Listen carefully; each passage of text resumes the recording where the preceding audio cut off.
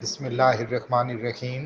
صفحہ اول کے عالمی مالیاتی جریدے بیرن نے اقتصادی میدان میں پاکستان کی کارکردگی کو معاشی کرشمہ قرار دے دیا۔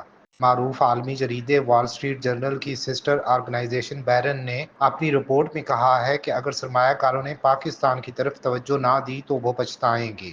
رپورٹ میں کہا گیا ہے کہ بھارت کے ساتھ حالیہ مسلح جھڑپ شاید پاکستان کی بحالی کو متاثر نہ کرے، تاہم ملک کی اپنی کمزور معاشی بنیادیں مسئلہ بن سکتی ہیں۔ رپورٹ میں کہا گیا ہے کہ کراچی اسٹاک ایکسچینج انڈیکس 3 گنا ہو چکا ہے۔ مہنگائی تقریباً 40% سالانہ سے صفر کے قریب آ گئی ہے۔ 2031 میں میچور ہونے والے یورو بانڈز کی قیمت ڈالر میں 40 سینٹ سے بڑھ کر 80 سینٹ ہو گئی ہے۔ ساتھ ہی ابھرتی منڈیوں کے کمزور قرض خریدنے والی سینڈ گلاس کیپٹل مینجمنٹ سمجھتی ہے کہ پاکستان اب خطرناک نہیں رہا۔ رپورٹ میں مزید کہا گیا ہے کہ حالات نے شہباز شریف اور ان کے فوجی ساتھیوں کو اقتصادیات اور زندگی میں بہترین ترغیبوں میں سے ایک عطا کی ہے۔ سینڈ گلاس کیپٹل مینجمنٹ کے سرمایہ کاری کے شعبے کے سربراہ جینا لوزوسکی نے تبصرہ کیا ہے کہ پاکستان از اے گڈ اسٹوری۔